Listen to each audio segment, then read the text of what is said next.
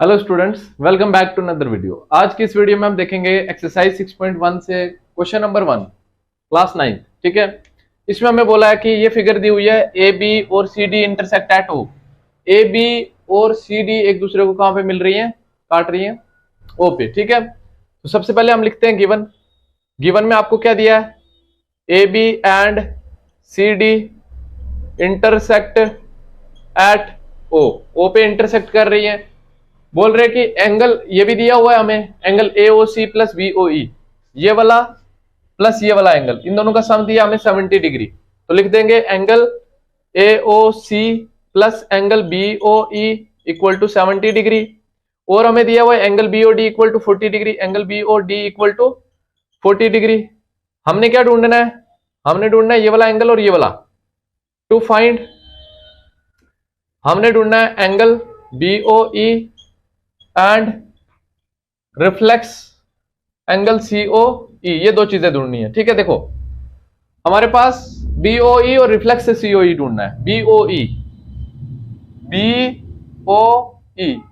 ये वाला एंगल ढूंढना है और COE का रिफ्लेक्स ढूंढना है। COE ये है ना, COE इसका रिफ्लेक्स ढूंढना, मतलब इसको छोड़कर पीछे वाला सारा है वो क्या होगा वो बताना है। उसके लिए सबसे पहले हमें ये वाला एंगल निकालना है। ठीक है, देखो कैसे होगा। हमें पता है कि BOD कितना है, BOD 40 डिग्री दिया उन्होंने। BOD कितना दिया है, 40 डिग्री। अगर BOD 40 है तो ये लाइन क्रॉस कर रही है एक दूसरे को। ठीक है, यहाँ पे जो अपोजिट एंगल्स बने ये इक्वल होंगे, वर्टिकली अपोजिट एंगल्स, है ना, थ्योरम प्रूव किया अभी। ये दोनों एंगल्स क्या होंगे, इक्वल होंगे। तो मैं बोल सकता हूं angle AOC equal to angle AOC जो है वो इक्वल होगा एंगल BOD के, और ये दोनों इक्वल होंगे किसके, 40 डिग्री के। रीजन क्या लिखेंगे, कौन से एंगल से, vertically opposite angles are equal. लिखेंगे vertically opposite angles are equal. Vertically opposite angles जो है वो इक्वल होते हैं। ठीक है, अब हमें BOD पता चल गया।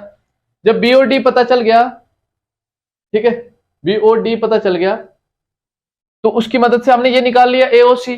जब AOC पता चल गया तो हमें ये पता चल जाएगा, क्योंकि इन दोनों का सम हमें पता है। देखो ना, हमें AOC और BOE पता है कितना है, AOC और BOE को मिला के कितना है, उसमें से अगर ये पता चल गया ये पता चल जाएगा ना। तो ये वाला, इसको अगर हम मान लें इक्वेशन फर्स्ट, तो ये वाली वैल्यू उठा के, AOC की वैल्यू उठा के अगर हम यहां पे रखें तो हमें किसकी वैल्यू मिलेगी, BOE की।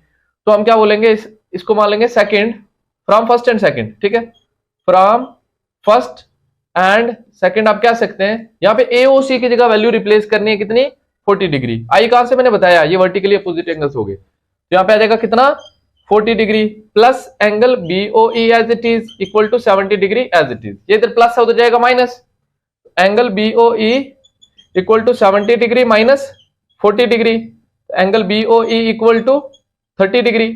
तो एंगल BOE की वैल्यू आ गई आपके पास, किसकी वैल्यू। अब देखो, अब हमें पता है हमें निकालना है कौन सा एंगल, रिफ्लेक्स COE।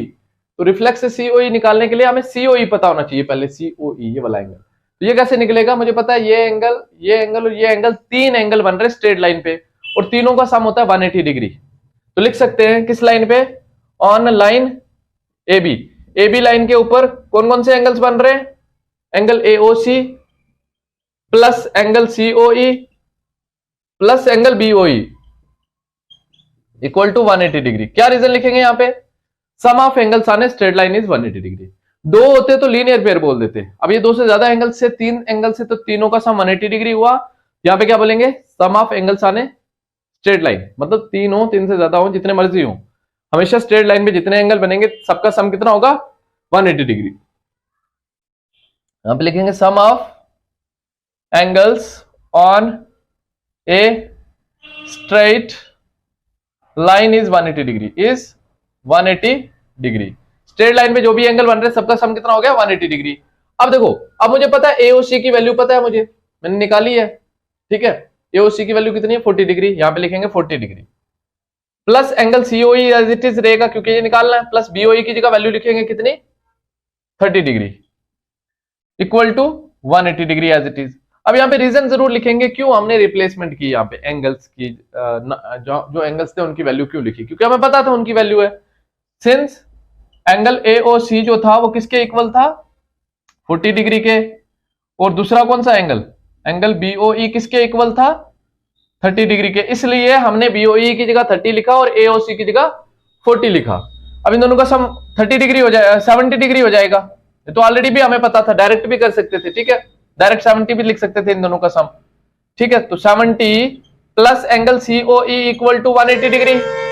अब ये इधर प्लस हो जाएगा माइनस, तो angle COE equal to 180 degree minus 70 degree, तो angle COE equal to 110 degree, ठीक है। एंगल COE की वैल्यू आ गई आपके पास कितनी, 110 डिग्री। जब एंगल COE आ गया, अब इसका रिफ्लेक्स निकालना है। रिफ्लेक्स मतलब COE ये है, COE को छोड़कर जितना भी एंगल बचा है इसके पीछे ये वाला, ये सारा कितना होगा, हमें पता है ये एक सर्कल बन रहा है, पूरा एक सर्कल बन रहा है। अगर पूरा एक सर्कल बन रहा है, सर्कल होता है 360 डिग्री का, 360 में से अगर हम ये वाला माइनस कर देंगे तो हमें पीछे वाला निकल जाएगा पूरा रिफ्लेक्स COE, ठीक है। देयरफॉर रिफ्लेक्स COE निकालना है, तो रिफ्लेक्स एंगल COE जो होगा वो कितना हो जाएगा, टोटल कितना होगा 360, तो 360 में से माइनस कर देंगे 110, तो 0 का 0, 6 में से 1 गया 5, 3 में से 1 गया 2, 250 डिग्री आपका आंसर आ जाएगा इसका। तो हमने BOE भी निकाल लिया और रिफ्लेक्स COE भी निकाल लिया, इतना ही बोला था इस क्वेश्चन में।